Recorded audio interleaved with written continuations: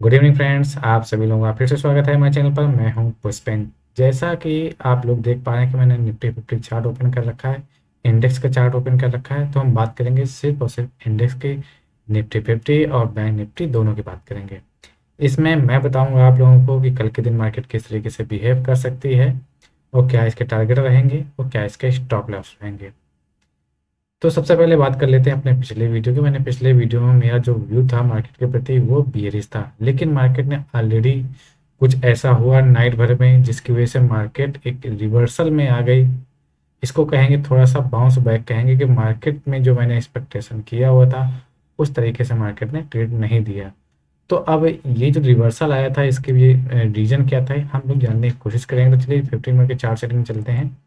तो जो इसके पीछे गैप अप ओपनिंग के पीछे रीजन था, तो इसके दो तीन रीजन आप लोग कह सकते हैं।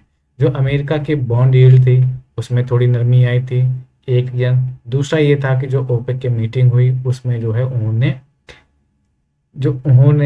उनका जो आउटपुट आया था ओपेक मीटिंग का, वो हमारी मार्केट के प्रति एक पॉजिटिव मूवमेंट लेकर आया था और लगभग 5-6% उसकी वजह से क्रूड ऑयल का प्राइस गिरा था। तो क्रूड ऑयल का प्राइस गिरने का मतलब ये होता है कि जो इन्फ्लेशन आई होती है वर्ल्ड लेवल पे या इंडिया पे, उसमें माना जाता है कि एक क्रूड ऑयल का बहुत ही अहम रोल होता है। क्रूड ऑयल सस्ते होने का मतलब होता है कि इन्फ्लेशन का कम होना, महंगाई का कम होना। तो इसलिए थोड़ा सा पॉजिटिव सेंटीमेंट आया। तो मैंने ये बताया होगा जब तक मार्केट ये वाला आपको 19,600 के ऊपर जब तक क्लोजिंग नहीं देगी तब तक हम यहाँ पे ये नहीं कहेंगे कि बुलिश सिनेरियो आ गया है। तो अभी भी मुझे ऐसा लग रहा है कि मार्केट में जो ये बाउंस बैक आया है ये सस्टेनेबल मूव नहीं है, ये पूरा का पूरा स्पेकुलेटिव मूव है।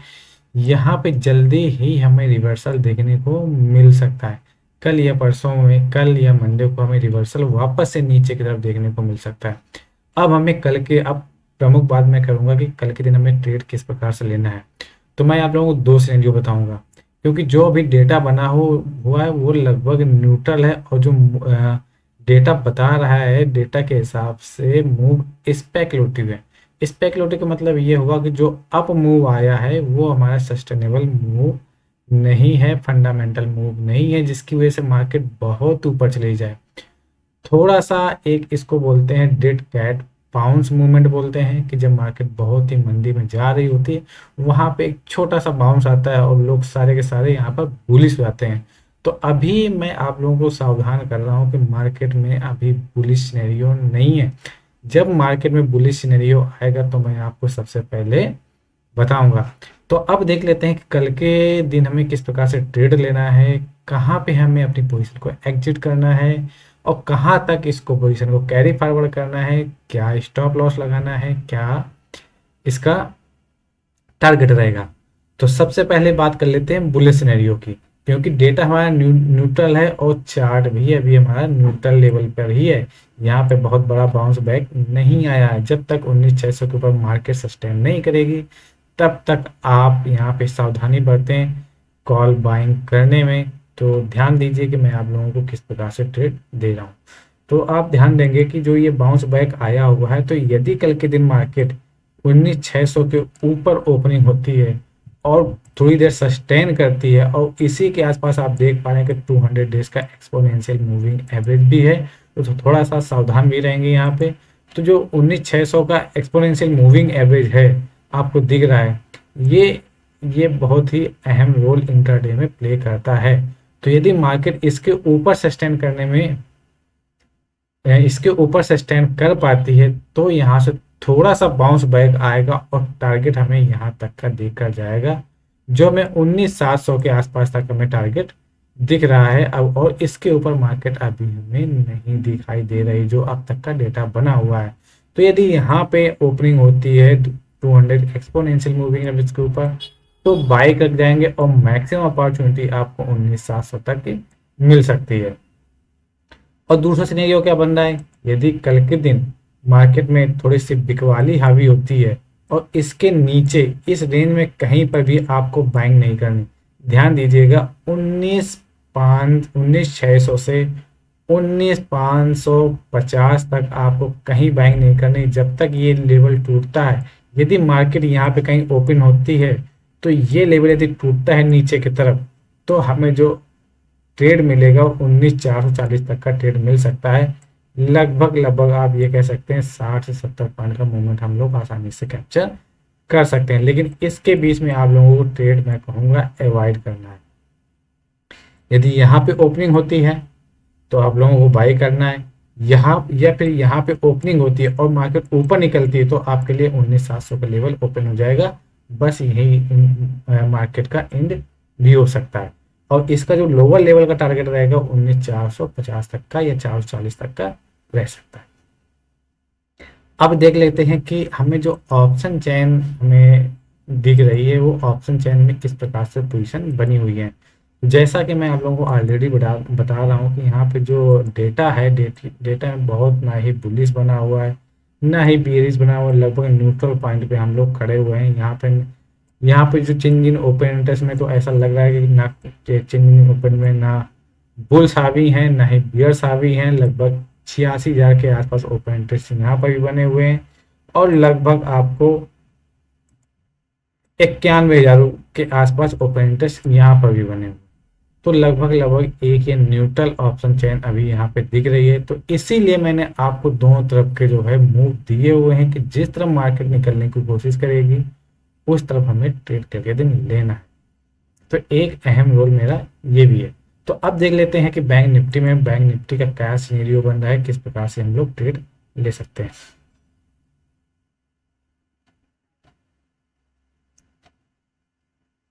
तो ये रहा आपके सामने बैंक निफ्टी का चार्ट। बैंक निफ्टी के चार्ट में आप लोग देख पाएंगे कि लगभग ये बेयरिश सिनेरियो जो हमारा रेजिस्टेंस था उसी रेजिस्टेंस के आसपास से बैंक निफ्टी को रेजिस्टेंस मिला और वापस बैंक निफ्टी नीचे की तरफ आती हुई हमें दिखाई दी। अब देख लेते हैं इसके 15 मिनट के चार्ट में कि 15 मिनट के चार्ट में किस प्रकार से बैंक निफ्टी ने ट्रेड किया।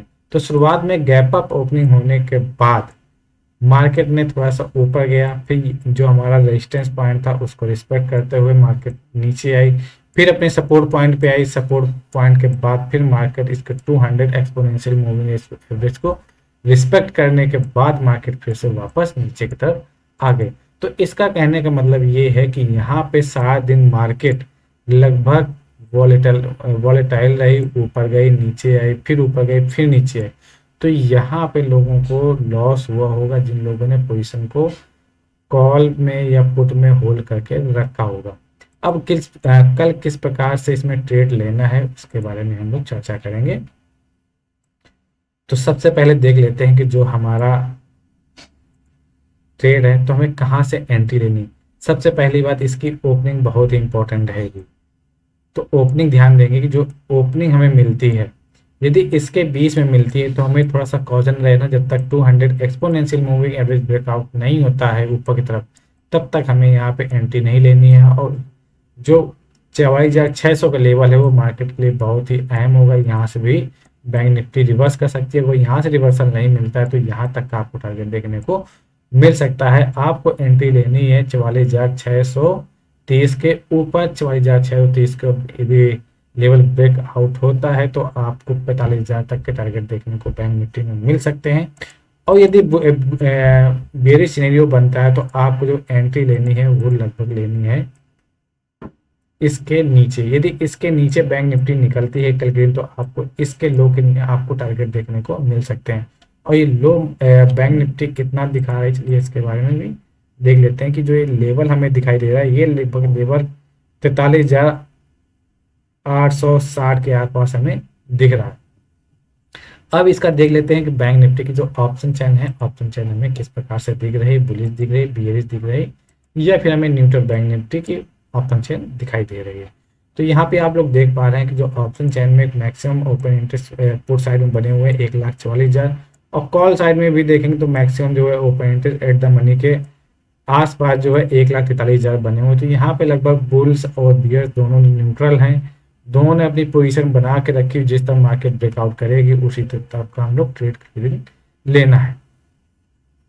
तो ये था हमारा बैंक निफ्टी का व्यू। आपको हमारा वीडियो कैसा लगा कमेंट्स करके जरूर बताइएगा। हमारे वीडियो को लाइक करें, सब्सक्राइब करें, उन लोगों के साथ जरूर शेयर करें।